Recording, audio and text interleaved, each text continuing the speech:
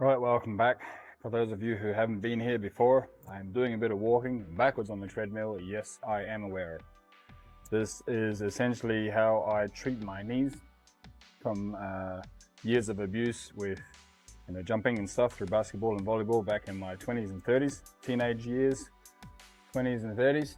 Not so much in my 30s, but anyway, this is how I kind of get by doing a little bit of Ben Patrick's the Knees Over Toes guys program, which I've been doing about a year and a half, 2 years now, and just the very simple stuff, very basic stuff, which is on the channel as well as what I do in the mornings. I wanted to talk a little bit quickly today because I want to make sure that I would stick to what people are sort of asking and what people are after. This is after all a coaching sort of teaching channel as far as what it is that I'm trying to provide for you guys and what it is I'm trying to serve and value. So I appreciate the people who are out there trying to tell me what it is that they'd like to see more of, and at this stage, less of, which is long ass introductory talks that go nowhere. So I'm gonna try and keep this one short for you guys. I wanted to quickly mention something that I came across. I listen to a lot of podcasts. So if I'm ever in the gym, I do train every day. I record these maybe only twice a week, and I try and put 2 or 3 up on my Instagram as well.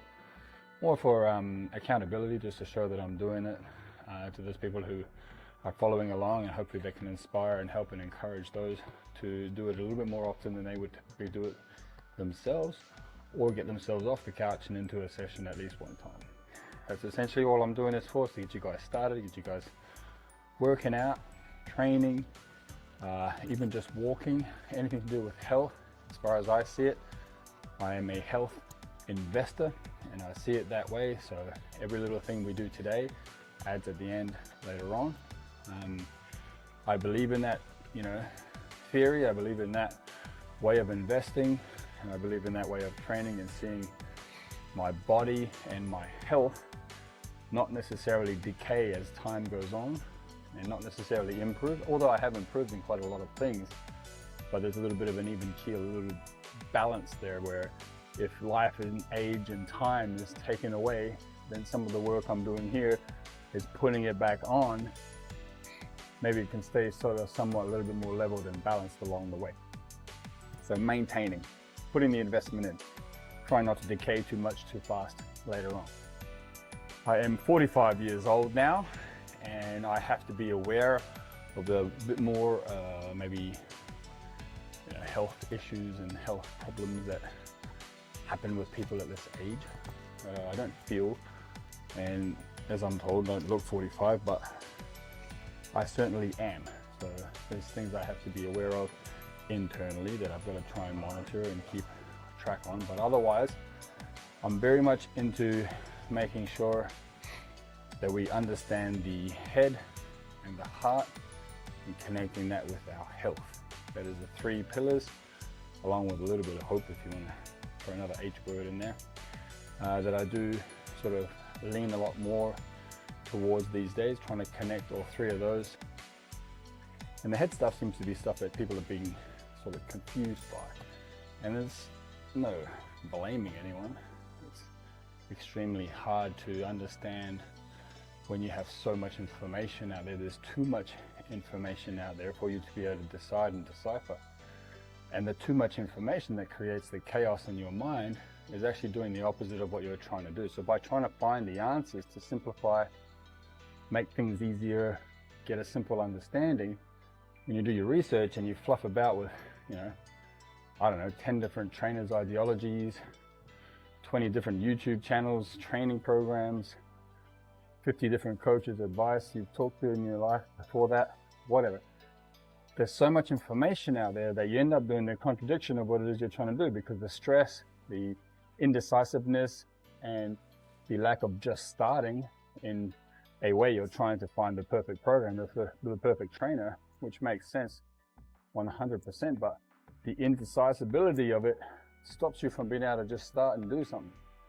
So I've always said, I have a couple of people reaching out right now who are still in training programs with other coaches and other programs, and I've said, I don't want to train you in a popularity contest type of style. you're not going to switch across. You're going to finish out what you started, and you're going to finish out that program with that client, with that trainer. And if you get the goals that you guys have set up at the beginning, and you achieve those goals, then you're going to stay with that trainer because he's doing what it is, or she's doing what it is that you wanted at the beginning. So stick with that, because my stuff should be complementary, not the only thing, right? So the way I teach it is always make sure that you're doing the things that are foundational, the very most basic things properly. Things like sleep, things like mineral content, things like sunlight, things like grounding, things like that are extremely important. There's a handful of other things that I put in there, but they're all pretty simple. They're all, most of the time, they're all going to be pretty free. Obviously you got to pay for food, but if you're buying food, buy the right foods that are going to help you out. If you're going to, do a bit of meditation, breath work, do it outside, bare feet, grounding at the same time. It's not rocket science. It's just, you need to understand that the very most basic parts, the foundation of the house, is more important than anything else. That is, the structure is depending on the foundation of the house. However wide or however big the bottom of the pyramid is, the foundation of the pyramid determines how high that pyramid can be built.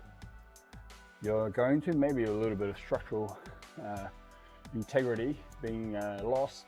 You're not really going to build so high on a small foundation. There are ways, obviously, as far as buildings are concerned. There's some really high buildings out there with small foundations, but I'm sure they've got a lot of technology and a lot of a super big ass deep hole that we don't see under there holding it together. The foundation, the bigger the hole, the higher the building.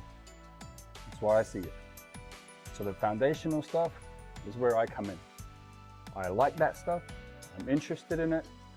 It kind of keeps me a little bit out of the pharmaceutical business side of things, which I don't like. I don't like pushing products and supplements. I've never said any supplements are amazing, except creatine. It's the only one. And even then, I don't see that as a supplement, because that's something you can get in food. We're just adding a little bit more because we do a little bit more with our bodies than normal, and we want a little bit more performance and recovery, so we add a bit more. Just like protein, it's not a supplement. We do supplement it, but we eat it at the same time. So there are other bits and pieces I do like to use, but that's just me personally. I have a couple that I use for sleep. I have a couple that I use for pre-workouts and stuff like that. But I'm not using these things too often. The rest of the foundational basic stuff are basically set in the mind, which is where I started this conversation. And as the set of the mind set, the head, it leads to everything else, right? Wherever your head's at, your heart will follow.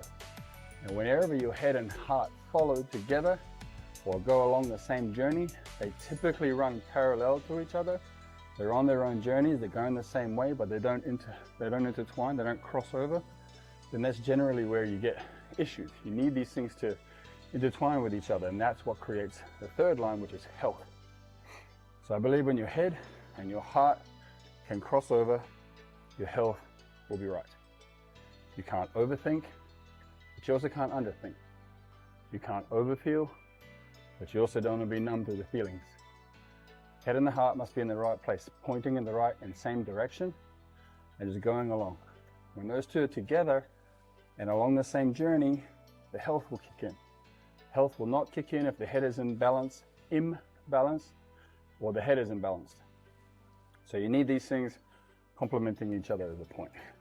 So that's essentially what I want to talk about today. I'm not going to talk too long, so ideally let's just try and get these things balanced out. Let's try and get these things doing what they should be doing, where they should be doing it, and working for us as individuals.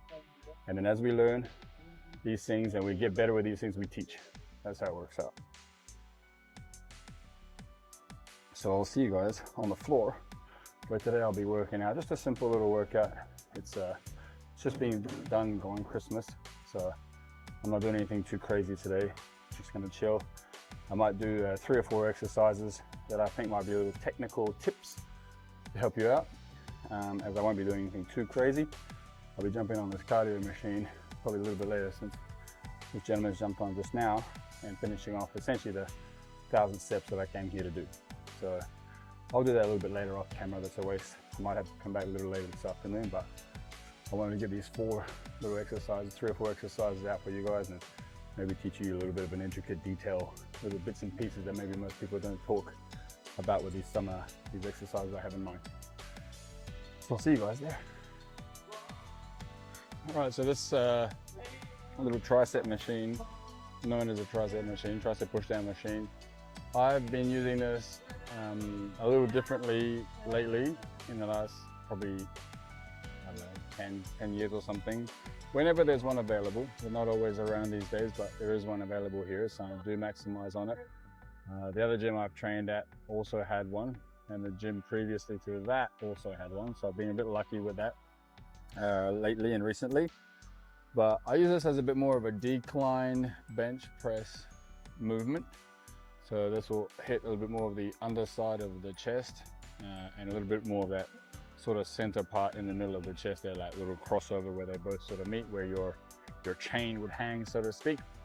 So there's that section in that part that I like to utilize this machine for. Now you'll obviously always be using a bit of shoulder and tricep in there too because of movement, but I like to concentrate the squeeze and what I try and work and flex more to be that under chest.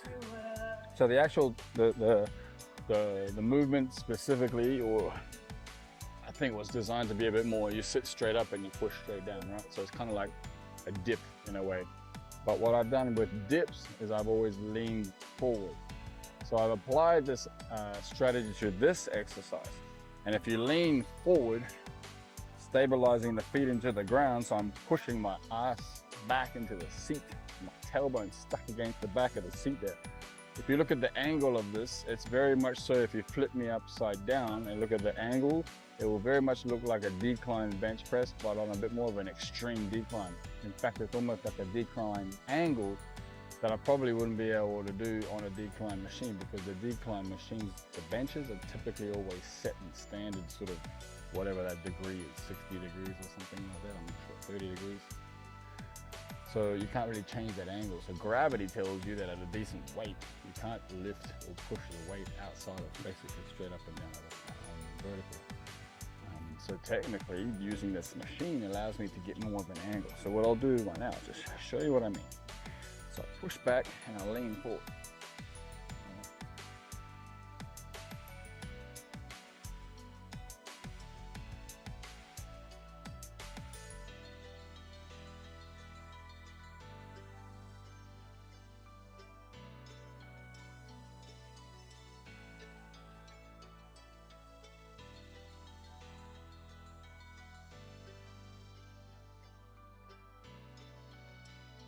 Right, so you're not going to see exactly what I feel, but I'm going to try and describe that to you. I'm going to chuck the weight up a little bit for the next set, but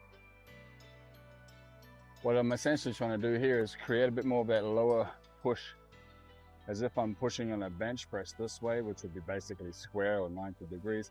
But on the decline, we put that bench down so we can get more of an angle sort of this way, so that targets a bit more of that lower chest. So this is what I'm doing here by essentially moving my body.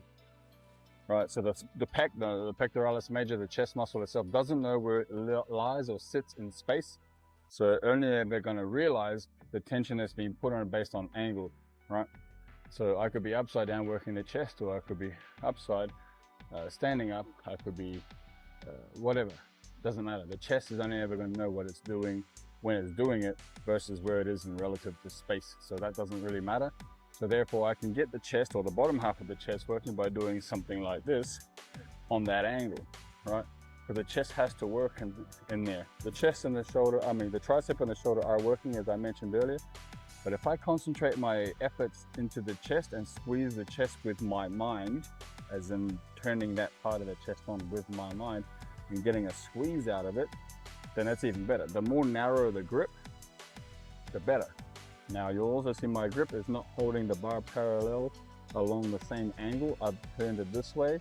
That's something I don't recommend you try unless you're completely comfortable with that, because you can slip off. But I'm aware of where I'm doing sort of here and there, so I'm okay with it. But that's just a comfortable thing for me. It's not really going to change the effects too much, unless when you're opening the grip up you're changing the angle of the elbow and the shoulder, right? You can change the grip without changing the elbow and the shoulder angle. But some people, when they change their grips, completely change the structure above the elbow and the shoulder. You don't really want to do that. If you're changing grips, see if it changes the actual structure of the shoulder and the elbow. And if it does, go back, right? And then try and do that again without the change, right? You should be able to twist just your wrist without changing your whole angle. So I'll do a second set here. And in between each set here, you're not seeing it, but I'm squeezing. I'm squeezing the chest together, like as if I'm trying to squeeze somebody's hand between the chest muscles as they hold their hand on my sternum bone or in the middle of the center plate of the ribs.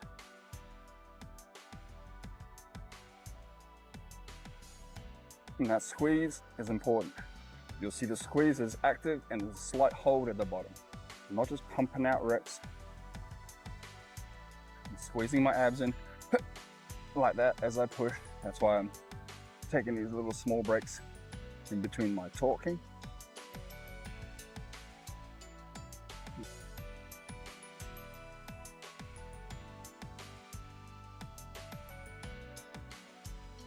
All right, so that's that exercise. That's the tip I have for that.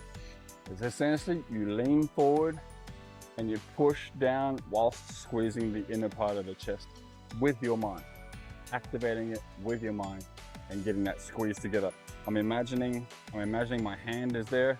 I'm trying to squeeze, essentially the muscles, trying to squeeze, hold a banana or an apple or a ball in between the chest muscles in the center of the rib cage is kind of what you're thinking about. If you need to think in visuals, think about it like that. And that's that. I'll do one more set. Crank it up a little bit more for a bit of fun.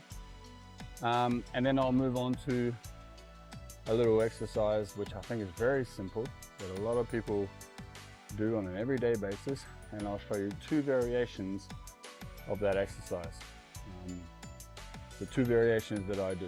I don't really do the traditional standard one. I do these two variations instead. So I'll tap into that. In fact, I'll do three. I'll do three little ones there with that. And then possibly end with a little bonus fun one for you guys. So that's it. Oop. As you can see, I'm pushing into the ground as I just moved the machine.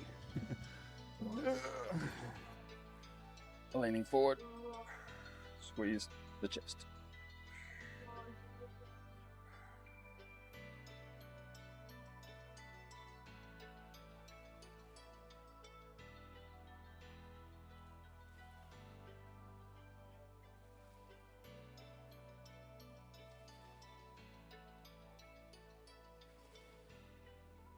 Oh. Right, let's teleport to the next area and teleportation back. So, as I promised, a couple of little tips on these dumbbell lateral raises. So I see many different variations, and there are different variations that are useful for different people, for different parts of movement based, freeing up certain other parts of their body's ability to do things. There are very sport specific things. I found that these three little applications for me have been the best way for me to hold a little bit more stability around my shoulder, around the front, the sides and the rear. Having had shoulder injuries and immobility issues with my shoulder joints prior in the past from way too many injuries and way too much volleyball, not done properly, unfortunately. These type of movements here have been helping me out as a whole, as far as building muscle, as far as being able to hold and maintain muscle in good shape, and also being able to do some, within the range of movement that I have, being able to do some pretty decent little exercises and things outside of the gym as well, with a half decent sort of ability there. So I'm going to go through all three of the different exercises that I do. Most of the time you'll see people talking about the front deltoid exercise, the side, the lateral, and the rear. There are variations of those three that I use that I don't typically do front, I don't typically do side, and I don't typically do rear. I have in the past, don't get me wrong, but these are the variations that I've come across over the years from different works of other people from figuring things out myself and trying and applying them with myself and other clients along, and these fit and suit me very well. So the front, I won't do a extremely, like, it's not really all the way out to, I don't know why, but I just don't do it out to the front. I do it on a bit of a 45-degree angle. But I do it at a 45-degree angle with this part of my arm, right? I'm not worried about keeping the arm straight. That just pushes the weight further away, which is a longer lever. And for me, my lever is long already as it is. And with shoulder injuries, a longer lever makes the weight feel a lot harder at the tendon, at the shoulders injury spots. I need to be wary of that. So I bend my elbows at all times for almost every exercise I do with shoulders. But I'm concentrating on this part, this bone. But I'm not worried about where this goes. Right? The only time I'm worried about this is maybe the height, just visually, just to make sure that I'm not cheating myself short or over rotating or under rotating. It's the only time where I'm actually really worried about this part or the wrist itself. Otherwise, the wrist is just holding the dumbbell. So I'm going on a bit of a 45-degree angle with, as I said, that part of the arm that I'm working on. So although this dumbbell area might be facing the front, the arm that I'm working, the shoulder that is connected to that bone, the upper part or the upper bone of the arm, that's on a 45-degree angle. So it's very much like I'm doing a front raise, right? I don't turn.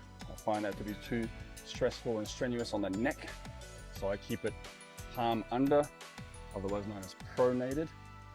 So I keep that, and I try and look in the mirror to make sure my elbows are reaching at least the level of my shoulder joint, the AC joint, not the shoulder muscle, the AC joint, which for me is about an inch or so below the shoulder muscle when I'm raised up at that maximum height.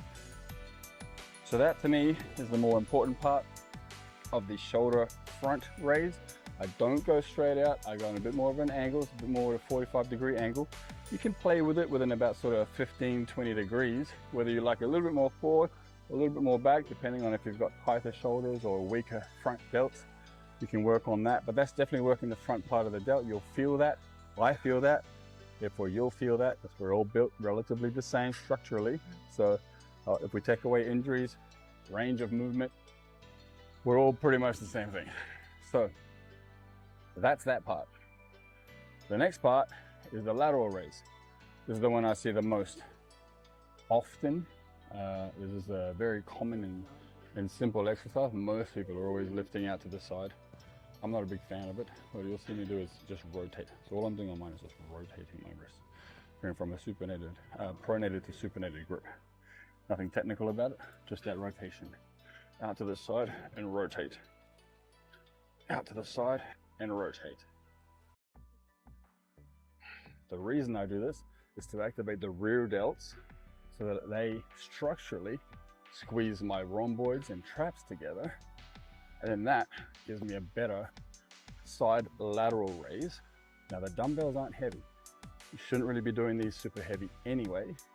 If you are doing sort of heavier lateral raises for bodybuilding purposes or something, then check these out yourself.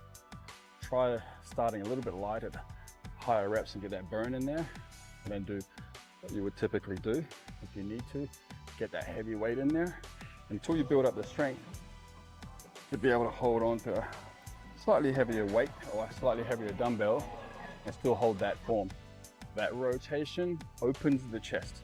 As the chest opens for me, and as the shoulders reach back, they lock in the stabilizing rear delts, they're stabilizing rhomboids, the stabilizing lower lats. Even the traps are kind of switching on. I don't feel them working, but I feel them kind of activating a little bit. They're being, antagonists and agonists are always going to be working with each other a little bit, necessarily contrasting each other, but with each other at some point in some of these shoulder exercises. So that's one part of the lateral raise that I do slightly different, going from a pronated grip to a supinated grip. There's a little bit of rotation, but it's not in my body. There's a little bit of body moving, and that's fine, but I'm not moving my body. My shoulders are rotating inside the socket of themselves. I'm not rotating too much. There's movement, we're moving, so there's gonna be movement, but I keep it pretty simple like that. And the other one is the rear delt. When you're doing the rear delt, for me, again, I'm looking to squeeze those guys at the back. You can do this standing. I've taught people to do this standing, but leaning forward so you're changing the angle of gravity, and then reaching back as far as you can. Get a little squeeze out there. You'll definitely feel this in the rear delt. I keep my chin tucked in just because it keeps me from getting too much of my neck involved. Neck muscles are going to get involved when you're doing shoulders regardless, obviously. And when you're leaning on angles that are not extremely or directly vertical, your neck's going to be being obviously used to hold your head, which has a decent amount of weight on there. But you need to be aware that sometimes just tucking your chin in, or doing the opposite and opening your chin in other movements, not this one, can actually be quite helpful as far as not letting the neck muscles do too much. Not letting the neck muscles contract and go into little spasms. Because when those neck muscles get tight, the rest of your body's going to try and help out. The rest of your body's going to try and kick in and hold your head upright. It's the most important part. It is the brain, the remote control, so it wants to save and support that. So be aware that sometimes with muscles, when you are, say for example in this movement I just did here, uses muscles 1, 2, and 3. If number 2 or 3 muscle gets fatigued and tired for whatever reason, either that exercise did it, it's still tired from yesterday, you slept funny and it didn't get its rest, or whatever it may be. Muscle number 3, for example, is broken down and unable to do the same amount of load and work and repetitions for the same amount of time as muscle 1 and 2, then maybe not muscle number 6 is going to help out. They may be sort of linked together somehow, they do each other's jobs sometimes. So number 6 kicks in. So now you're doing a movement using muscle 1, 2, and 6, right? And there's an issue with that. That's smart. The way the body's designed, it's smart to help out. But the issue with that is later on when I want to do another movement, I need to use muscle 6, 7, and 8. Now 6 is going to be pre-fatigued. So this 6 number is now going to be helping out. Number 12 is going to be helping out number 6, and the pattern just keeps going like that, right? That's why making sure that you're recovered and happy and healthy with your body's condition before you do these exercises is more important than sticking to the plan you wrote out 3 months ago that you're sticking to. There's not going to be a huge difference if you alternate some of these programs here and there to be able to suit and fit how you feel on the day, in the overall, on the zoom out, on the big picture. But what will cause that to not come to fruition is if you push yourself to stick to those exercises, even though I'm feeling sick and I'm feeling low energy and maybe my shoulder on the right side is not feeling recovered, but I've got shoulder day today because the program says, that's when you can get an injury. And those injuries, they're the ones that set you back. Even if you zoom out, those things can set you back, weeks, months, sometimes years. So make sure that you don't go into these sort of little areas, these little spots where you're going to hurt yourself. Don't go into those little injured areas. Stay away just for one day, bro, just stay away. 2 days, stay away, zoom out. It's not that big of a freaking deal. Well, you've got a chest and shoulder workout, just don't do the shoulder at the end of the workout and leave that part till later on. Skip it for the week. It's still gonna get a workout when you're doing everything else anyway. You're not gonna lose gains, gee, it's not that crazy. So just calm down with that stuff. Be aware of your body. The longer effect over time is more important than the short-term gratification that you think you're gonna have because you're sticking to some sort of special little program that said Wednesday is shoulder day or whatever it may be. Anyway, long ramble, I apologize for that. I'm gonna teleport to the next little exercise now and see you guys there. Be back. So the last little exercise is a very common one. I did do sort of that lower part of the chest with that tricep dip machine, which I like to use for the lower part of the machine, lower part of the chest. This one's a pretty common and simple exercise that a lot of people do, and that's the chest fly with the cables. But what I see people doing is they're lifting so much weight when they do this that they have to kind of lean their body weight forward, right? When you lean your body weight forward, you're changing the angle of the body, which means you're changing just like you would on a bench press from a flat, an incline, or a decline. You're changing the angle of the chest fly. Now, the problem with that is that you're lifting such a heavy weight that you'll be using the same. We all know that the bench press weight we use on a flat, an incline, and a decline is not always the same. We're stronger in maybe this movement than we are in this movement, weaker in that one. It's similar in the cable flies. So when it comes to the cable fly, making sure that you're able to lift the weight in the first place is a good idea and a good start. And then making sure that when you're doing the exercise, you're concentrating the work where you want. So you can, and there are times where you want to get heavy and lean forward and get a chest fly like this, that's fine. But I'm not trying to teach you the basics of what everyone else does. I'm trying to teach you something a little different. And the thing I'm trying to teach you is the upper chest part of a cable pull. And it's not because it's heavy, it's because you have the ability to squeeze, contract, and control the part of the chest that you're trying to work out on in this movement if you stay upright, okay? I'm trying to stay upright. If anything, I'm almost maybe leaning backwards a little bit. You won't see it in this movement, but I'm leaning backwards and I'm kind of lifting together and up, right? It's not gonna look like I'm going up, but I am going up here. If I wasn't wearing a shirt, which maybe one day might happen in here, I'm not sure how the crowd will react, so I might come in the evenings, but if I ever do, you'll see that the upper part of the chest is being used here quite a lot. I can feel it without even touching it, and then when I touch it, I can really feel it. That was pretty tough, actually. Good to know I got some core strength left. So as I'm squeezing, a lot of people squeeze down here, lift up at the same time, and although you're not seeing it, I am lifting up, and I'm lifting up by kind of rotating my palms up. You're not going to see it in this video, all right? But what I'm doing with my palm is I'm coming out, I'm rotating it like that.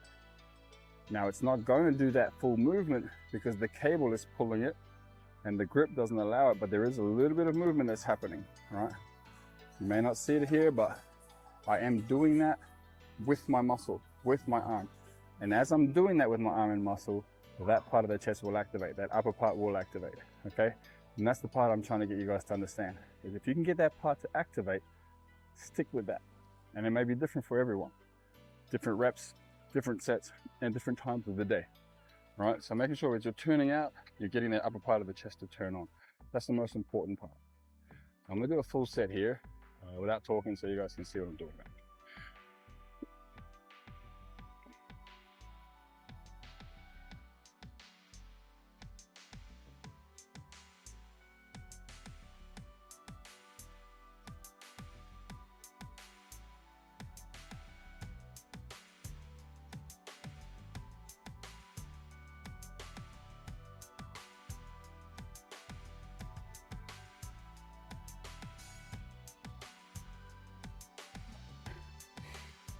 So a couple pointers there. I add a little bit of a squeeze at the top of the movement, which is there, by squeezing the chest and holding it for a split second. The other part I'm doing at the same time here, apart from the breathing and contracting the ab to stabilize the body, is I'm trying to make sure that as I'm rotating, that I'm using the depressed shoulder counter movement. As my arm is coming up, my shoulder wants to come up with it. So as my arm comes up or my hand comes up, my shoulder is depressing. I'm going down on the shoulder at the same time as I'm going up with the chest, with the arm. So arm coming up, shoulder coming down. That's what's going to keep that muscle contracting in the upper chest. If I do that, then it's going to come into that front delt. Might even be a little bit of bicep turning on because I'm lifting technically with a bent arm, and that front or upper part of the chest won't really turn on. Right, so that's the most important part. I'll do a second set, and maybe you guys can pick up and see that movement now.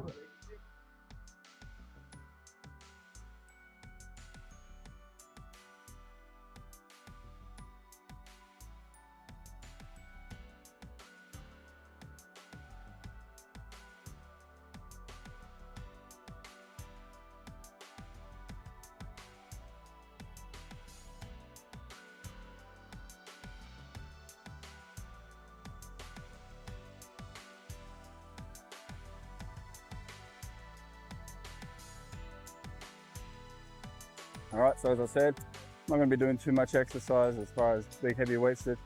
I did 3 sets on that dip machine there. I did a set of each of the front, the side, and the rear delts, just as an exercise and a tip and a video for you guys. I didn't really do full sets on that. I don't really want to bust out my shoulders too much. I'm still doing, I don't know if I ever talked about this, but I don't want to do much of a shoulder workout. because typically what I'll do when I first wake up is just roll straight out of bed and pump out 50 push-ups. It gets my brain activated, makes my muscles sort of warm up a little bit. It kind of puts a little bit of blood flow going as well. Otherwise, I'll just end up sort of sleepy and moping around and blah, blah, blah, blah. Now, there's reasons for that versus what I would typically do, and it's just wake up with the sunlight and be straight out of bed and full of energy. But at the moment, my routine on a daily is okay, but my routine on a weekly is not standard. It's not what I used to do, or not what my body's used to or wants to do. So I have these little protocols I'll do, and one of those things is I get up straight away and get the blood flow going, turn the brain on by doing about 50 push-ups. Now, from there we'll go out and drink mineralized water, so a lot of salt, sodium chloride. I add salt tablets that I use to add to water, and I'll down probably a good like liter, at least a liter of that first thing. And then I'll clear my phone out of all the messages and emails, which is not so much, so it takes me about 15-20 minutes.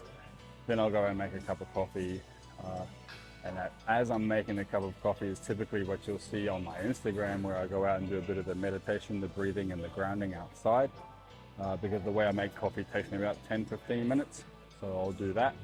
And then from there, I can get into the rest of my day, whether that be getting on the laptop, whether that be recording a little content, whether that be just heading to the gym or going to work with a buddy of mine, a bit of physical labor stuff, which I kind of enjoy. Get out of the house and do a little something in the sun. So that's typically what happens with my everyday basis. But then I'll also be doing 50 to 100 burpees during the day somewhere. Sets of 20, sets of 10, whatever, through the day. Sometimes if I haven't done any all day, I'll pump out a good 50 all day. But if I'm doing 20 or 25, I might do anywhere from a minimum of 2 to 4, maybe sometimes 5 or 6 sets through the day. If there's a certain reason for that, then I'll do them, it's okay. So the shoulders for me are being used on an everyday basis with those push-ups and with those burpees. That's why you won't see me doing too much of the heavy bench press stuff. I'm kind of doing more higher repetition based stuff with the chest, and I'm trying to teach you guys some of these stuff, so I will be doing some of these exercises in that teaching process, but it's not my everyday. I don't do a big Monday chest day, how much can you bench press. I don't really do this kind of stuff too often. If I have a training partner, sometimes I might go out and have one of those sessions randomly here and there. The other gym I was at last week, if there's a whole bunch of dudes out there being all buff and tough and stuff, and a bunch of pretty girls looking everywhere, then my ego and my testosterone goes rah rah rah like everyone, and then yeah, sure, I might end up putting a little bit more weight on just to try and feel a little bit, fit into the crowd and be nice and buff and tough and stuff in front of all the dudes, which is essentially what guys do in the gym, as you guys probably already know. I'm not immune to that stuff, but don't let it affect me. But shit, if I've got a little bit of an extra energy and a little bit of extra boost from that kind of stuff, then hey, might as well use it. I have pretty good, decent sessions in those moments at times. So I'll do that sometimes and do a bit of a heavier session. But otherwise, I keep things pretty simple. I keep things very varied as far as what I'm doing on an everyday basis, because I do train every day, so I can't do the exact programming I want to do on an everyday basis. If I was to program something for myself, like a big macro plan of 6 months to a year or a specific goal, then that would be different. I would plan that out to be around the schedule that I have with my sleeping and my evening work, but it would be more specifically tuned to that. At the moment, I'm just keeping and maintaining is what I'm trying to do. I focus most of my training sessions on just maintaining what I have. It is winter where most people give up, get lazy, eat junk food, call it bulking, and get unhealthy as shit, which is when the flu season is, which makes no sense to me. You're getting more vulnerable to be sick by eating all this junk food, calling it bulking when you're not on it. So I'm doing more cardio than I've ever done in the winter, and I'm doing more health conscious decisions with my food and my sleep patterns in the winter. All right, there's a lot less sun, so I need to make sure I'm doing a little bit more of that other stuff to make sure the sun can get compensation. Vitamin D from the sun, vitamin D from food is the most important part of all vitamin D. If you over supplement vitamin D, you're losing out on vitamin A and vitamin K2 that normally are needed in vitamin D to be able to be used and absorbed properly, which come in foods. Those things are all in foods, egg yolks for example. Now, if you're going to just take vitamin D, you can be depleting your magnesium, which is not a good thing. You know, magnesium is important for a lot of things, including ATP production, energy production from a cellular level. So you need to make sure that you're doing all these bits and pieces in a smart way. The foundational stuff I spoke about at the beginning of this video complements all these things. very basic. If you're just spending money on food, spend money on the right food. You don't need to kind of supplement all this extra stuff. The supplementation is supposed to just supplement, not compensate for a lack of. But anyway, that's a short video. Whether it ends up being short or not, because I do talk a lot. Let's see in the final edit. I appreciate you guys being with me. If you can like, subscribe, and comment, that would be fantastic. Share it, tell people about this. I'd love for you guys to just play the video in your sleep at night on mute. Just help the view hours and get some subscriptions going. It will help me be able to produce a little bit more. I want to do some collaborations with some people around town. They need to know who I am first, right? So this is kind of where I'm going with that. I'm getting started. I'm just a newbie on the camera. I still feel shy about it, as you can probably see by my movements, my gestures, and my inability to keep eye contact with you guys. And I'm actually even just looking at myself in the camera screen and not into the hole, which is where the black hole, which is where you guys are at. So I've just changed that. I'm not sure if you can see that, but yeah, it's a little strange for me, but I'm enjoying the process of learning and getting out of my comfort zone and trying to do this, especially while talking, while there's 1, 2, 3, 4, 5, 6 people just staring at me doing it, because I'm probably using the machine they want to use. So I'm going to get out of here, and I'll speak to you guys on the next session. Peace.